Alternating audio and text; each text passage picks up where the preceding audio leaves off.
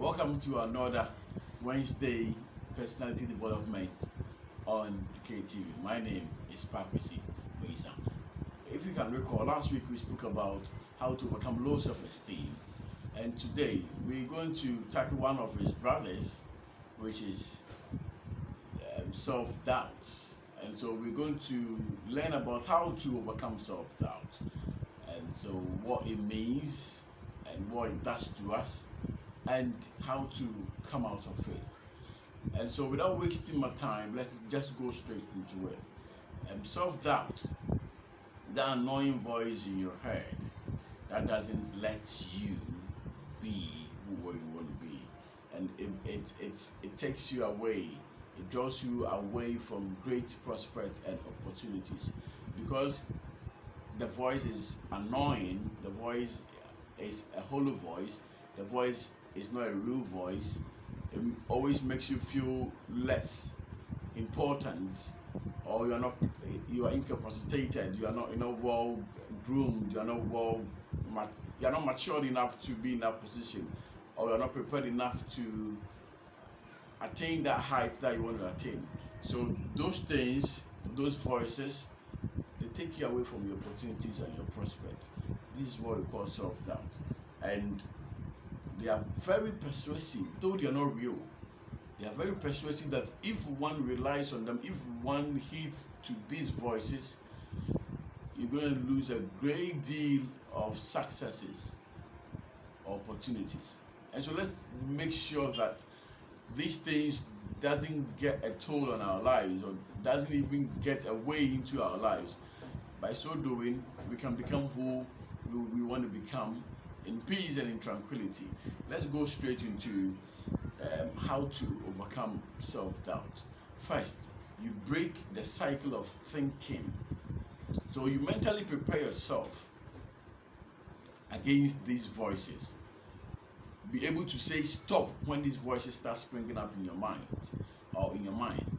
You know, in psychology we call these auditory hallucinations. They are not real, but they profess themselves to be real. And if you pay attention to them, it derails us of good things. And so prepare your mind mentally, prepare yourself mentally to come against these voices. Be able to say stop or to say no to these voices when they spring up. It takes a really prepared mind or person to be able to say stop. And so take that upon yourself from today to prepare yourself, prepare your mind mentally, beef your mental fortitude to be able to say stop or come against these voices. Second one is to share your exaggerated voices or thought with someone that you can rely on, or a reliable person. These voices, as we've already established, are not real. They're exaggerated. And so when these voices come and they overwhelm you, talk to somebody, that person, that loved one, that family, that friend that you can trust. Talk to that person, and you know what talking to them does to you. We call it talk therapy. And what it does to you is the opinions of these people brings peace and tranquility, brings calmness. It provides a solution to the problems that you are facing at that moment, to those thoughts, to those voices. And so talk to that person that you trust, that person that you can rely on, to be able to come out of this. Also, kill that monster in your head. You know, if you know that this thing doesn't exist, this voice doesn't exist, so why do you have to heed to them? Why do you have to concentrate on them? So before it kills you, kill it. They are hollow voices. They come each now and then just to get you down the drain. If you heed to it, it's going to affect you. So counter it, counter conditioning. Once they come, don't heed to it. Engage yourself in things that are in opposite of what the voices want you to do. So you kill the monster before that monster kills you. Those thoughts, you counter them before it gets the better of you. The next one is stop comparisons. Don't compare yourself with people, especially on wealth, social media influence, social statuses, and all those things. You are unique in your own way. You have your own talent. You have your own skills. Put those skills and talents into proper use so that you can get personal development of your own. Comparing yourself to other people wouldn't get you anywhere. It will send you further down there.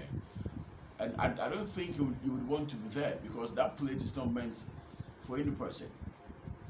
So if you heed to these voices to engage yourself in comparison, unnecessary comparisons with people, why not concentrate on yourself, your originality, and bring development to yourself? Also, you get to know that setbacks are normal. Having failed doesn't make you a failure. Having failed just shows or goes a long way to show that you tried or you're trying. If you don't stop, definitely you get there. So why do you have to get yourself entangled in this web or in this box of oh, I failed, I tried and I failed, so I'm a failure? Don't declare yourself as a failure. Get enough motivation to move on, to carry on with your life, to carry on with whatever you are doing.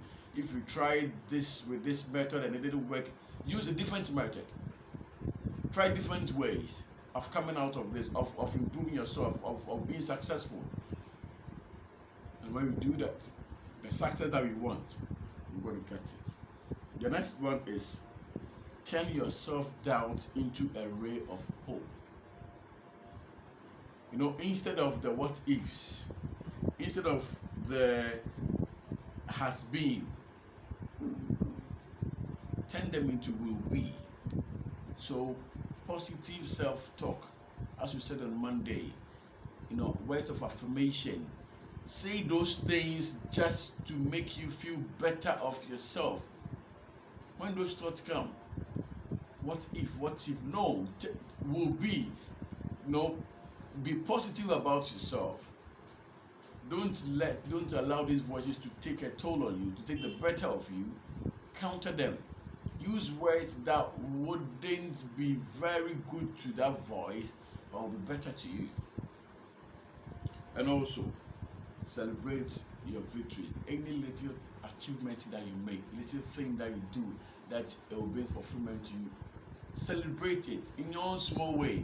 You buy an egg for yourself, you buy a mineral for yourself. Reward yourself. Reward yourself. That will make you feel better of yourself. Don't sit down and having achieved something small. It's too small. So when I get, no. Once you don't celebrate those successes, those thoughts will come. They will start emerging, and they're like, this wasn't anything good. You are not even good enough. People are doing better things because you didn't reward yourself, because you didn't celebrate that victory.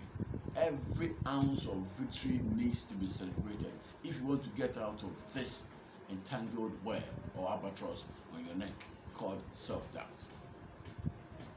You know, and again, by overcoming your self-doubts, you will be able to rejuvenate your confidence. You'll be able to light up the spark of your life. And hey, once you throw away the self-doubt, once the doubts are thrown away, once the doubts are being done away, your life will spark. You have great success. You have great victories. And so from today, don't heed to those voices. If the voices come, talk to that person that you can trust. If the voices come, just counter those voices. Kill the voice before it kills you. If the voices come, don't compare yourself with people. If the voices come, don't see you failing as you being a failure.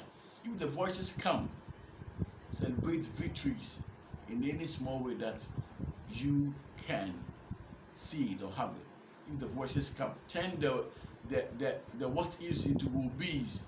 Say positive things about yourself. Be positive about yourself. I'm wishing you a great day.